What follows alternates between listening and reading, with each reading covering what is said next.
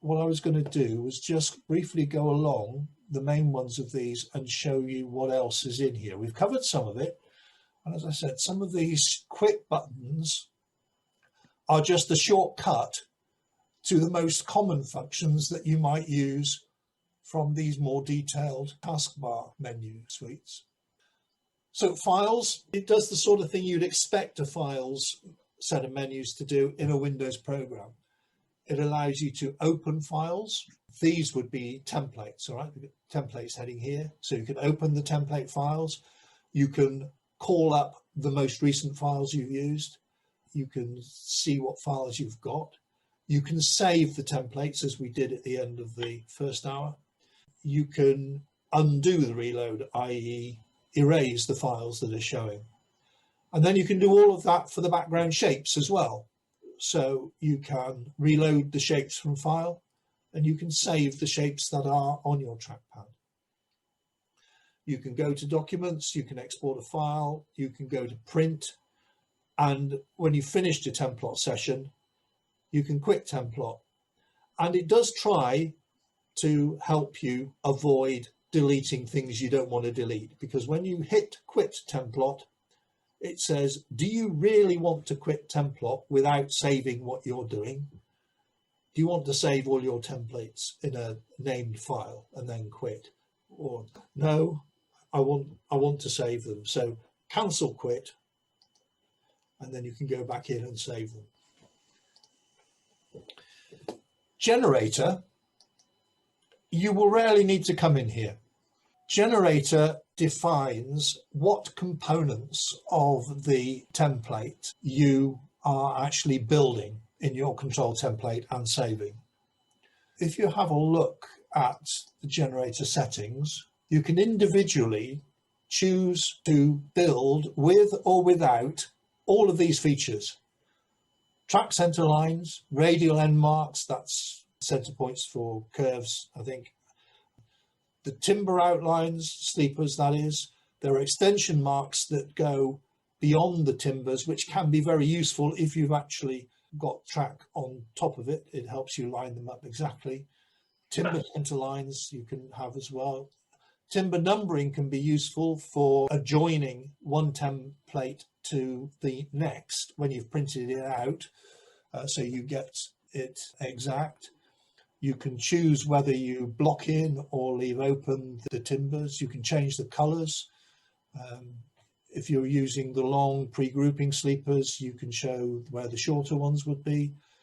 We wouldn't use chairs and base plates, but if you're modelling in a larger scale, for instance, it will draw in the different chairs.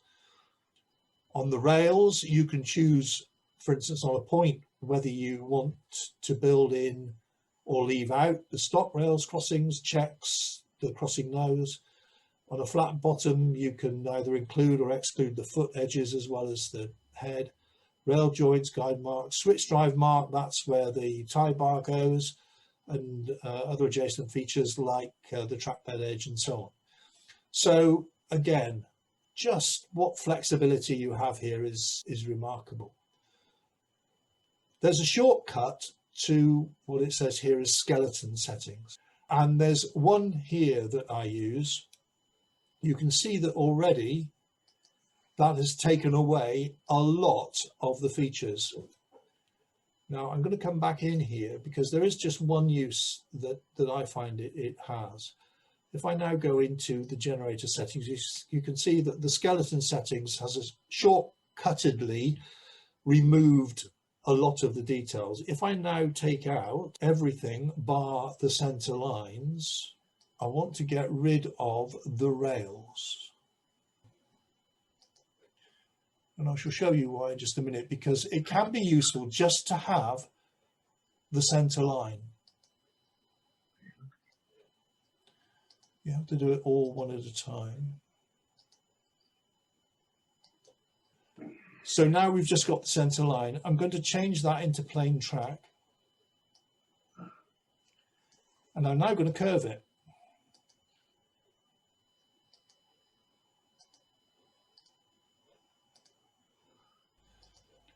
Right, so 60 feet in 2 mil is 120. Right, I hadn't realised I was zoomed in so far. If I now lengthen it,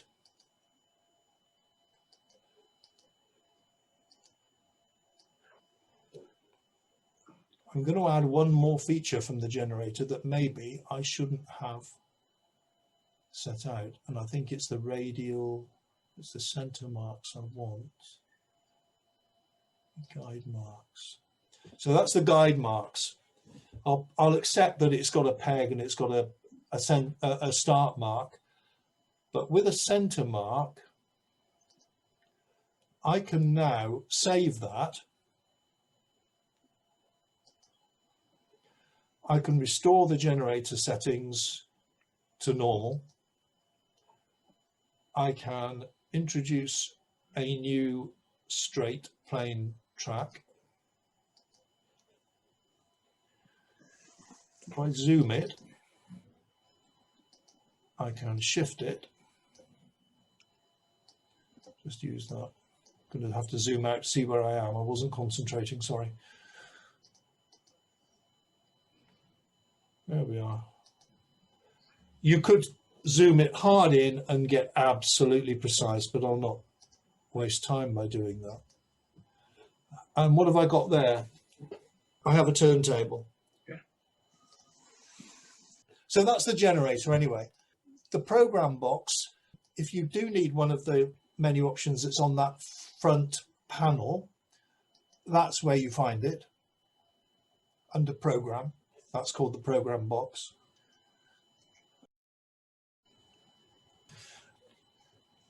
You've got, if you like, the official store and background saving option there. But I don't want to talk much more about the other menu options under this heading just now. The storage options for the control template and the actions for the stored templates here we'll be covering in much more detail in the next tutorial. However, the program menu head also allows you to open the storage box, and I do want to talk a little bit about that now. The storage box holds all of the templates you have already worked on and stored into it, and these templates can be brought back to the control if you want to work on them, and this is another way of accessing them. So let's say I don't want the turntable after all. I can bring that up and I can give it a name. I can get information on it, which is very much the same as the information panel down here.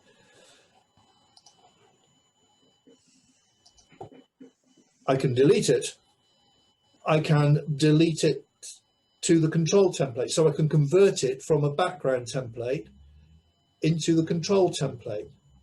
And there's another function group there, which I probably won't go into. So that's the box options. Shapes. This is the box that's brought up by the shapes option. And this is where you can draw in things that aren't templates. If you wanted to use a map or a plan as the basis for a track plan, you can save that and define it as a picture shape and then draw that up on the background of the trackpad and then draw all your templates on top of it. Again, exactly how you do that is going to be further than we can go today. It gives you options for all the grids and what's in front of what, because that's a bit like layers in CAD where what's on top will hide what's underneath. You've got various options for colours and what have you here. But just to draw a shape, for instance, you have the option of a line or drawing a rectangle or a circle. And you can do it by drawing, or if it's a line, for instance, you could enter the dimensions. So I could enter the first dimension. It will allow you to put in XY for one end and XY for the next.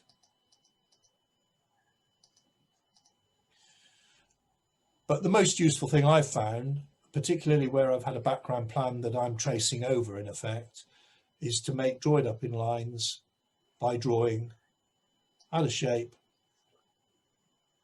left click, drag, let go, there's your drawn line.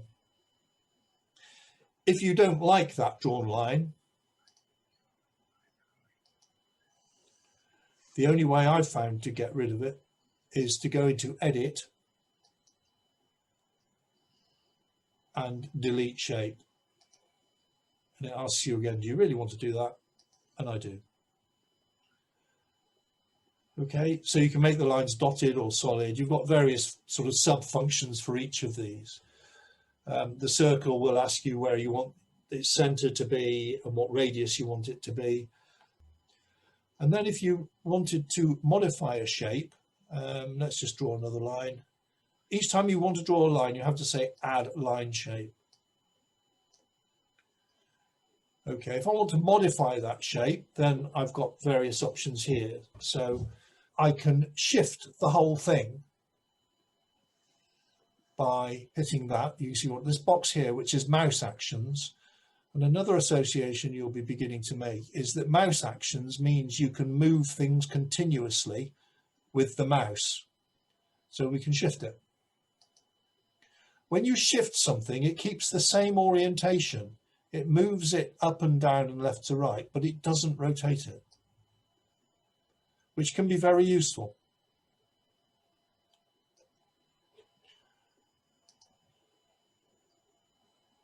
Okay, we can resize it, which in this term would be just length.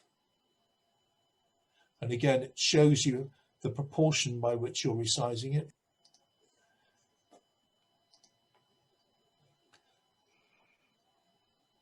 Again, with the mouse, we can move one corner.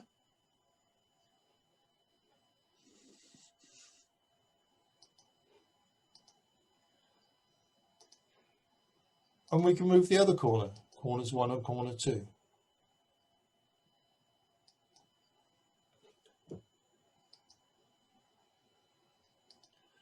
So that's the briefest of introduction to shapes.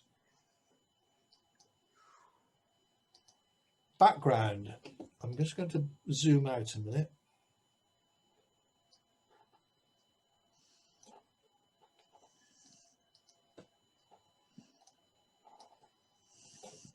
Background duplicates some of the other things. So it allows you to add a background image as a map or a plan, for instance, or a picture. Sketchboard, as I say, I'm not into. It will also bring up the shapes box, because shapes are in the background, i.e. not the control.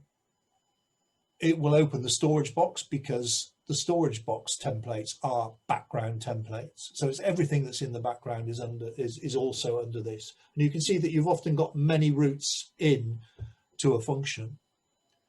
But the one that is particular to here is add a quick baseboard outline.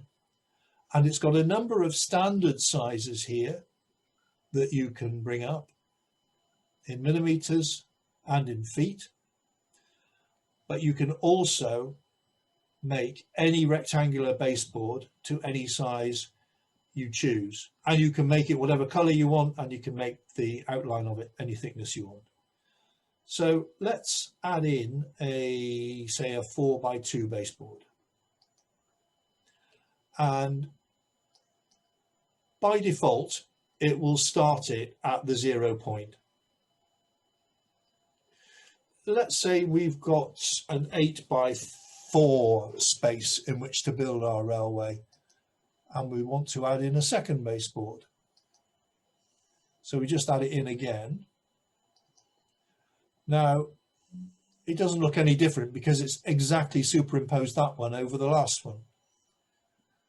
So now we need to go back into shapes, because although it's called it a baseboard to draw it here, it's actually using the shapes function to do it. It's using the shapes rectangle function to do it. And if we come in here, you can see we've got 2 baseboards there. The last one is highlighted. So if you like, that's like the control shape. And if we now want to modify it and stick it next to the next one, well, it's actually easier to do that by putting in the dimensions, and then we can exactly overlap it. So if we just shift by here, we can now feed in exactly what we want. Now I've put it in feet, and the grid's in millimeters, but we have here a metric calculator. And if we put in here 48, because that's how far to the right we want to move it, so it continues with the other one, calculate, we need to shift it by 1219.2. So if we put in here 1219.2, I could hit return here and that would do enter and OK. I don't want to move it vertically. There you go. We now know that that's the space in which we have to build our layout. So that can be quite a useful function, because in a lot of cases, the determinant you have when you're planning something is the space and the shape of the baseboards you've got to put in there. You're along a wall or an L in a small box room or something. Gauge we've talked about. Yeah, just make sure you're in the gauge you think you are. Template gives you the key options for doing the basic manipulations with the control template. Again, you've got some duplicates here. So this is another way to set a new template. And we're familiar with this box now.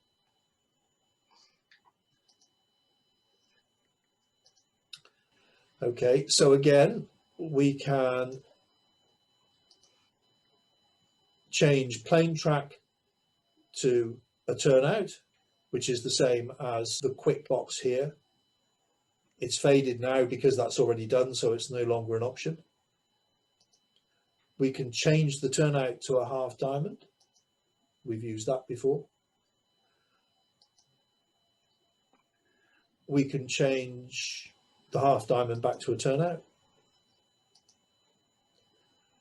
And again, you've got the option of switching end for end, facing to trailing, which again mirror these functions here on the quick buttons. You can swap its hand. You can mirror it, which is not quite the same thing. These are all the things that it's good to sort of just sit and play with when you're doodling, watching some inane TV.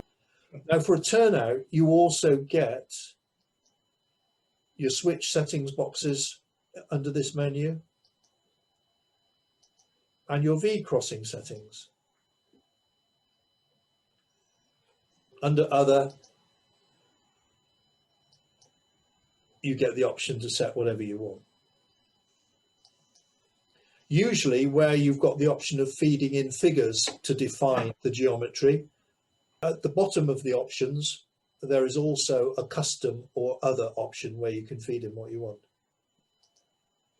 Gaunt is probably something that you'll not need, but a gaunt turnout is one where the switch for the turnout becomes parallel to, but doesn't actually fade into the switch for the main road. I think it's useful when you're actually manipulating sections of a template to make very particular bespoke combinations, like an odd form of tandem. So there's the template. It's got some of the quick ones in it. It's got some of the real options in it.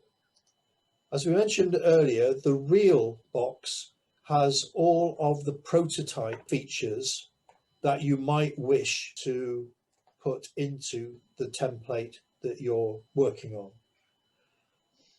Right, so under Rails, there are a number of things here that I don't think we would ever bother with, because the scale is too small, and by and large, the way we build things doesn't allow for it.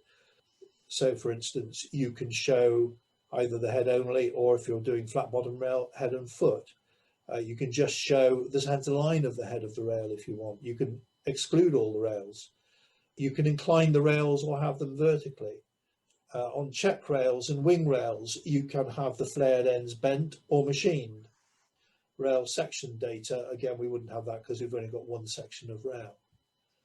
Timbering, which is something I'm going to talk about a bit tomorrow, you can make the timbering whatever you want, as you're probably beginning to expect you might be able to do now.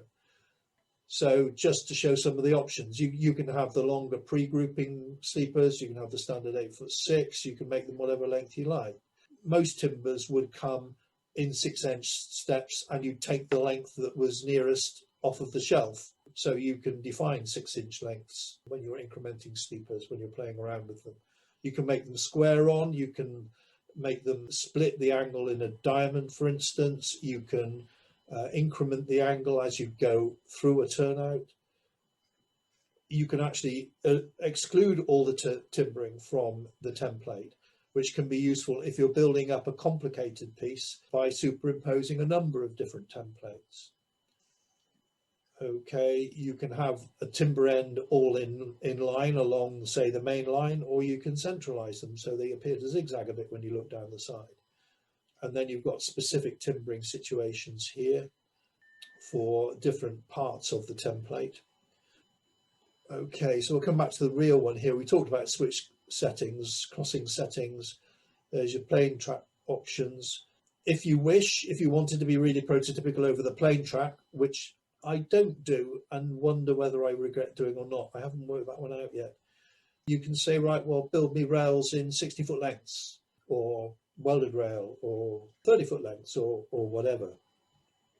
Here's a couple of options that you might want to use. Let's just do some platforms a minute.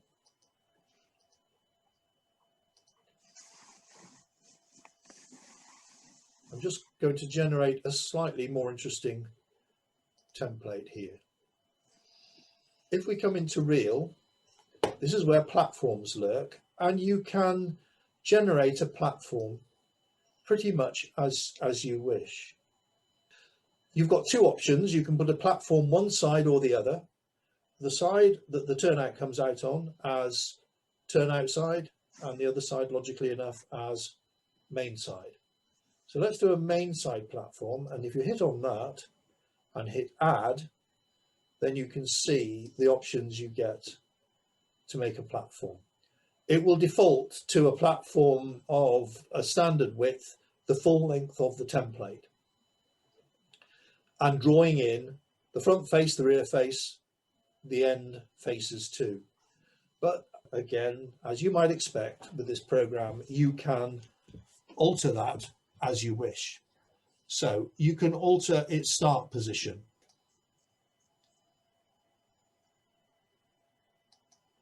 You can alter its length, which is the other end. If you alter its start position now, the length stays the same and the whole thing moves along. I can alter its start width. So if you had a diagonal track coming across it, you can alter the width there, you can alter the width at the end. You can skew it at either end.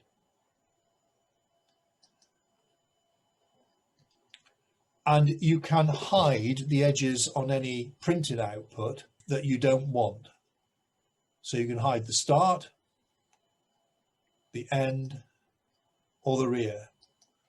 And that can be useful if you're building up a platform between two tracks, an island platform, where they're not parallel. You can leave the faces in against the rails, and the end from one and the start from one, adjust the width to suit, and it will just print out the ones that you've told it to print. So you don't get all these dotted lines cluttering up the middle of the platform.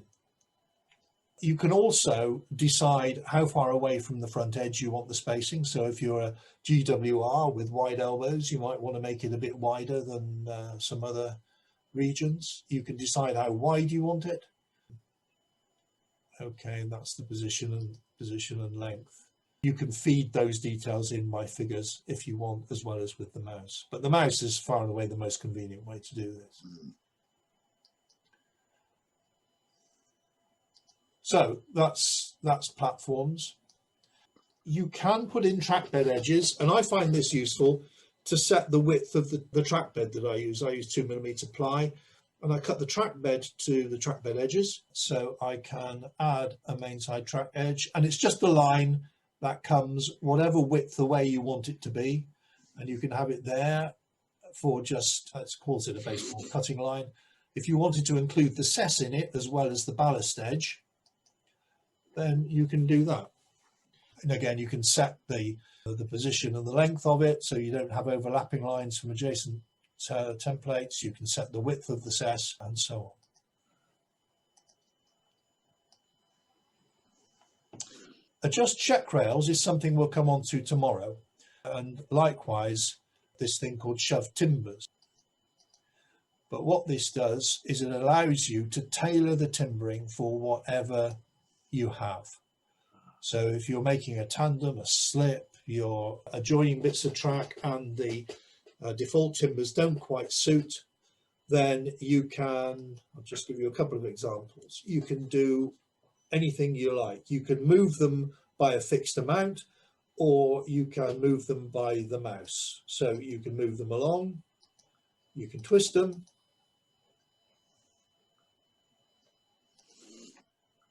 you can crab them, you can throw them, you can decide how long they are, you can decide how wide they are. Basically, if you've got a timber that's a plain track timber that's 9 inches and it really should be under a turnout, you can make it a foot. So that's the shove timbers function, and it's often the final stage of actually getting the template you want if you're doing something a bit fancy. Okay. Geometry we've had a brief look at as well. Think of it as the trigonometry, the geometry of the individual template you're dealing with.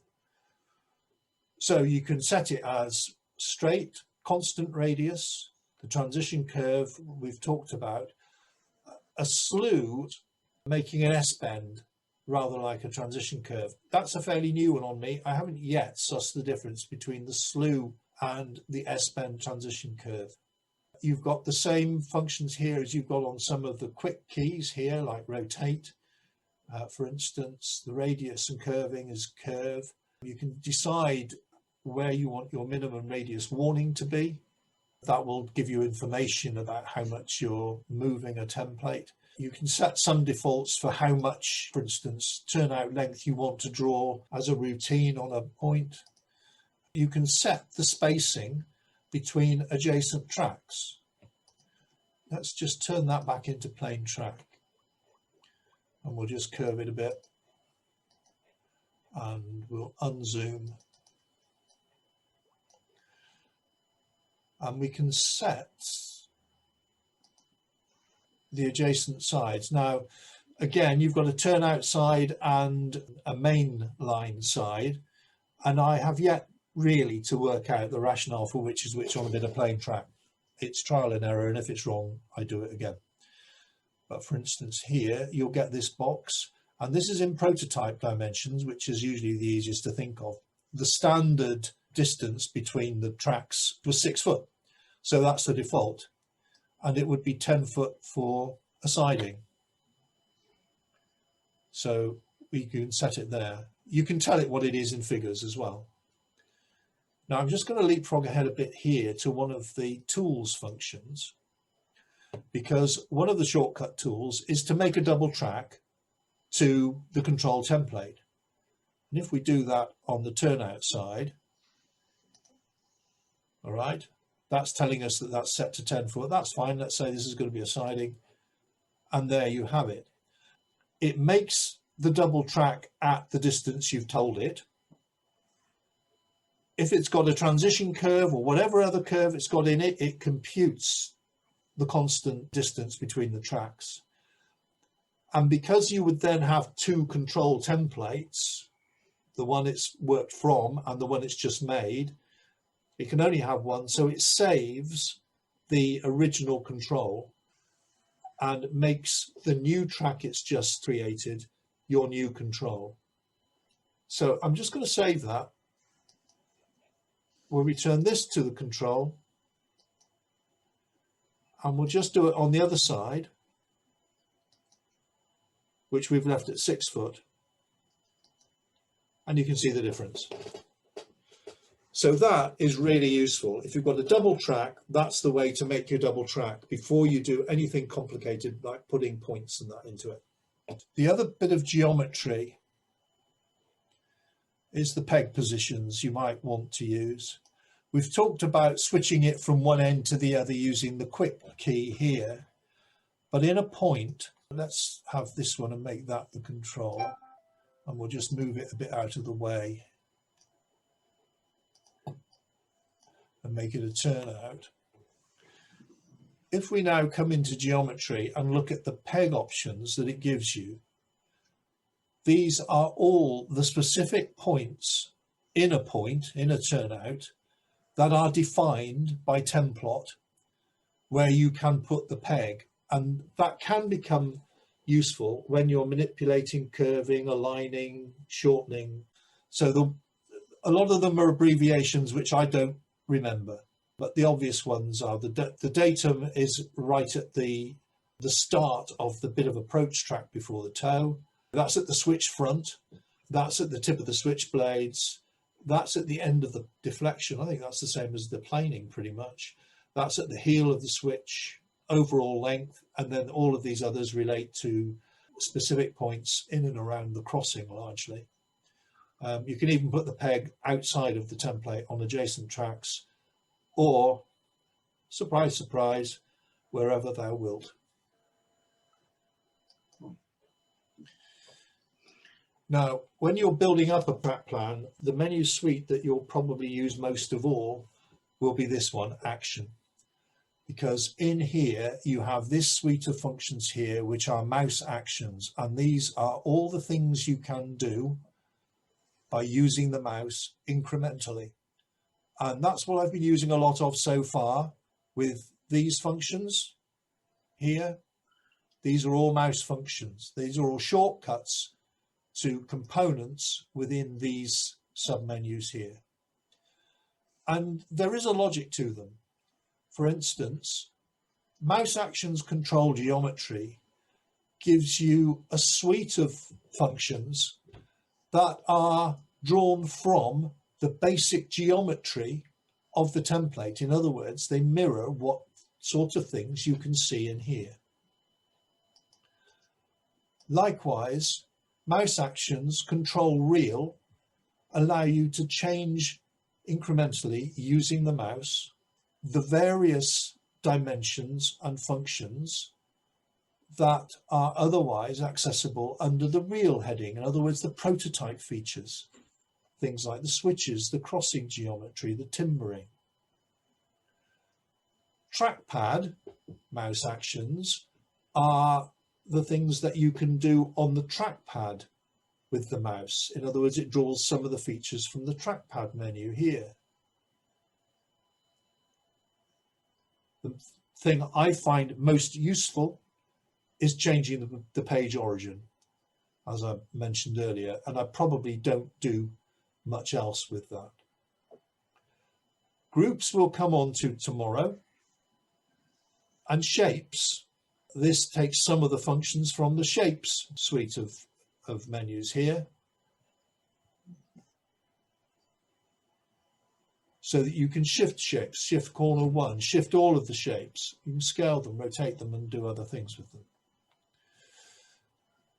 We'll come back to the geometry ones in just a minute, because there are some new ones there that I haven't mentioned, which will be useful when you hack into it between now and the tutorial tomorrow evening. That's right, isn't it? Yeah. Yeah. So that's a bit of homework, if you like, is just to have a play. Okay. You can track the mouse, which sort of has a brief memory, I think, for where you're moving it. And the mouse action panel, well, I don't use any of those. Modify mouse response, we've already talked about. And if you find that you can't exactly synchronize or align a template, then come into this and make it finer. That's just like a Windows mouse function here. Now, I haven't talked much about manipulating transition radii. When you're curving a transition template, you've got two curves, and this allows you to choose which curve it is that you're manipulating, whether it's the first one or the second one. I don't use these. These are higher functions that I don't use, and I don't use that. So really, it's these top half of this menu that is useful. Now let's just have a quick look at what options we've got under the geometry. Now some we're now familiar with. Curving a template. I never do both size and curving. I can't tell you specifically how that differs from curving. I either do length or I do curving, and then I know where I am. Shifting the template position is shift and join. Rotating we've done. Right, now we can move templates. We can slide them in different ways. So let's just bring that down a little bit. I'm going to just zoom up just a fraction. Okay. Now, one of the shortcuts that we haven't touched so far is roam. If you've got a plain track and you make it a point, but you want the point to come out down this end of it, but not right at the end, then you can roam the turnout along the template. And if the template don't go quite far enough, make it longer. That is a very useful function. If it's curved, things can get a little bit more complicated. But roam still works. If you're superimposing this over another template, say to make a tandem, then it might not roam exactly where you want it to go. And one thing you can do is to use a different function under mouse actions geometry, which is snake. When you snake a template, you're not moving the point along the template, you're moving the whole template, but you are keeping its relation to the peg the same. So if it's curved, it's following the curve. If it's straight, it's following the straight.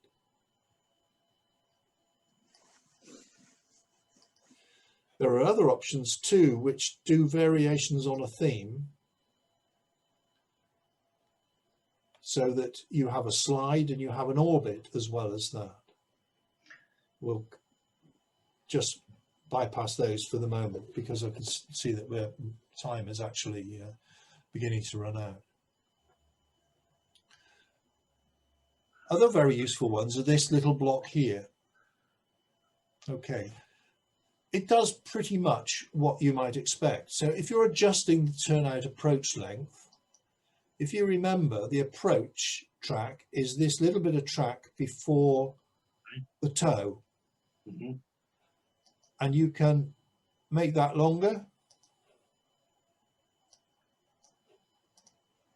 or shorter to join up with something else. So for instance, you'd often use that with a snake. So say you've joined, let's just do a very little exercise. I'm just going to store that. New, okay, plane, move the plane back and save it and make that the control. Right, so this is in the background. This is now my control one. I'm going to bring the approach length back to the datum, or back to there, which is where it should be. Right, that's my starting point. This is my control template, but this is coming off in the wrong place. But I want to keep the geometry the same. So I'll snake it.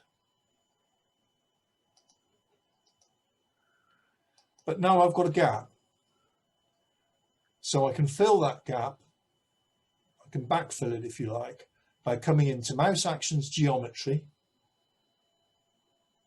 adjust approach length. And because it's following the same geometry of the curve by the snake function and the approach function, I know that that's a perfect join. It's perfectly aligned, perfectly orientated. It's good, isn't it? Yeah. Blanking length. Now, I'm just going to prepare this slightly differently a minute.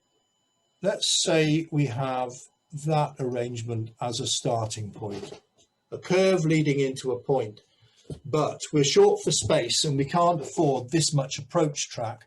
We need the turnout to be as close to the end of the curve as we can get it, accepting that that for the moment is rather unprototypical. So this is the control.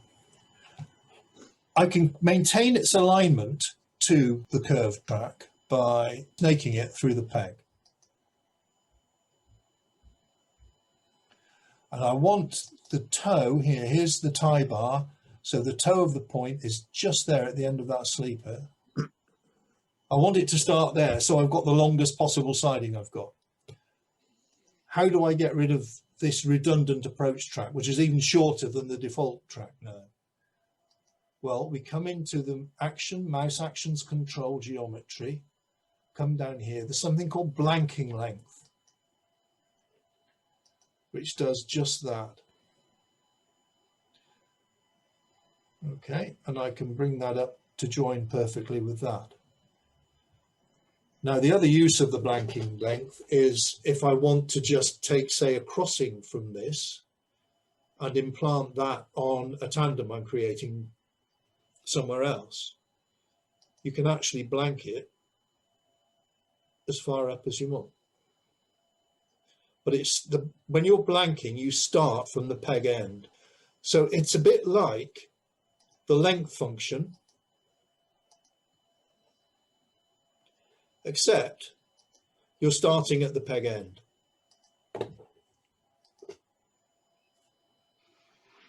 I don't expect you to remember all of these, but maybe having seen them, when you get to play and just hack through these different menus, the bell will ring and you'll remember.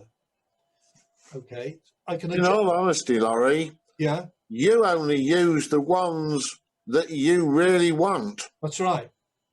And if by chance next week you want to do a plan for somebody and you don't know that function, you go looking for it. That's right. Rather than learn 1,000 functions when 99 and maybe the 100th one will do. That's right. This is the suite of programs I use most when I'm playing around with points.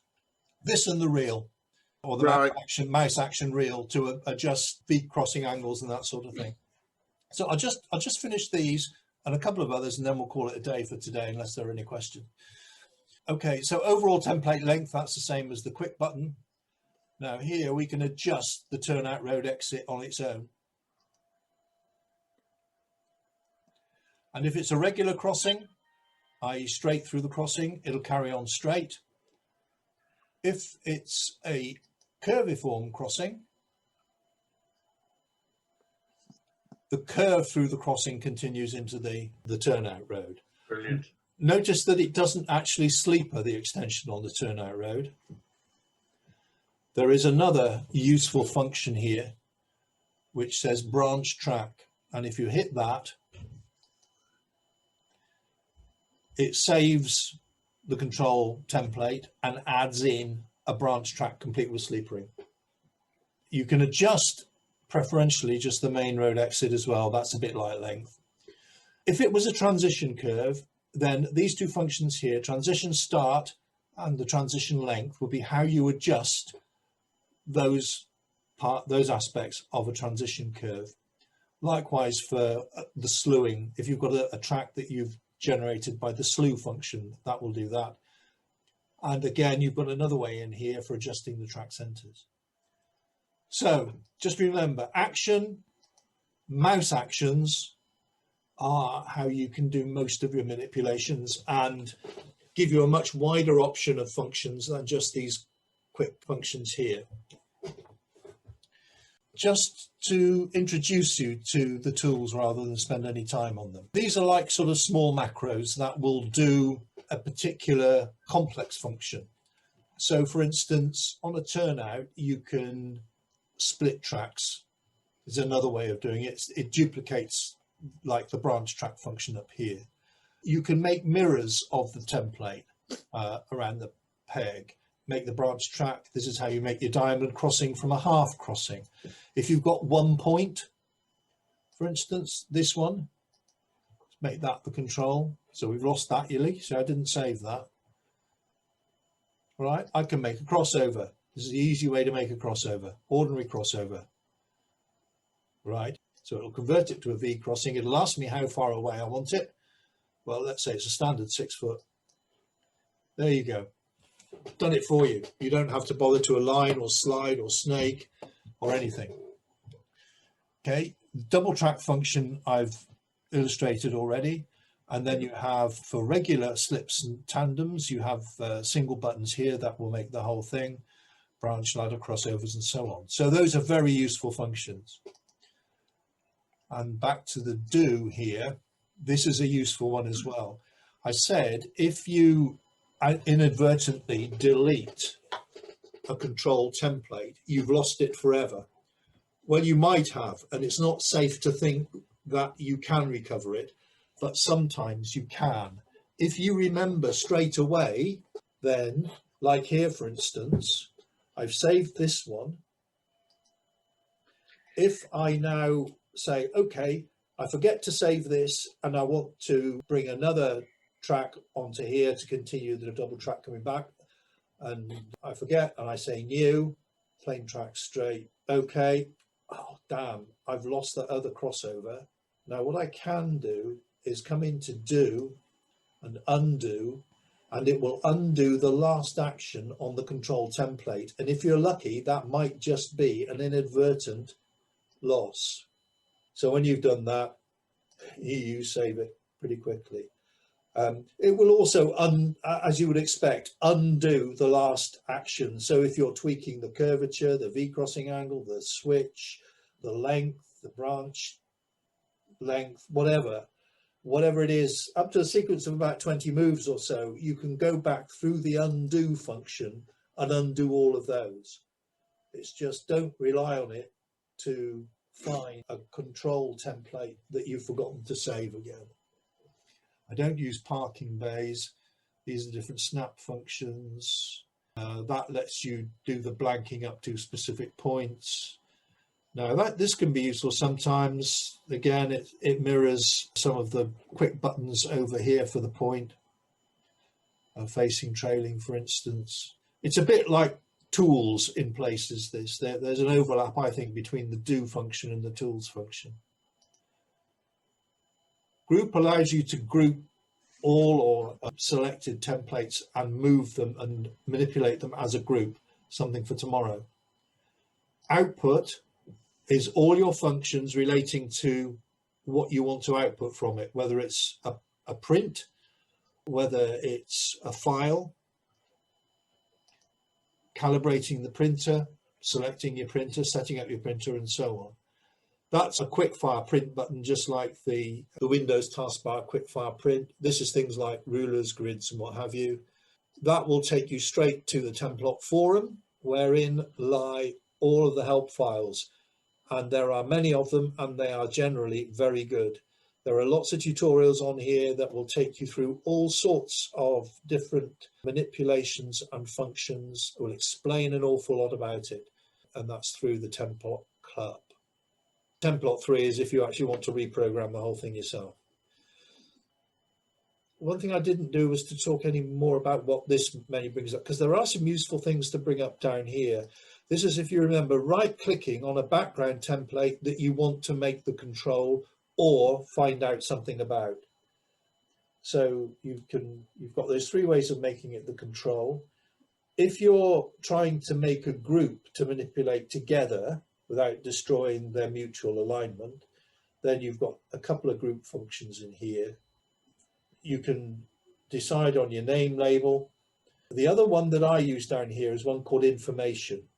I'm just going to show the information panel here. This information panel here, right, refers to the control template, which is this point here. Yeah? Yeah. Now, if I'm trying to work something out and there's an adjacent template I want to know something about, but I don't want to have to save this and open the other one and then save that and then reopen this to come back to it. If I right click on this one, I can choose information and I get the information panel for that. And I haven't lost the original one. So it will tell me, for instance, what the radius is, what its length is. If it was a point, it would tell me whether it was a B6 or a F25 or whatever. So that can be a quicker way of getting information on a template, which isn't the control template. A right click and then the information. And then it gives you a continue option at the bottom, or you can just close it. And then you're back in your control template where you were.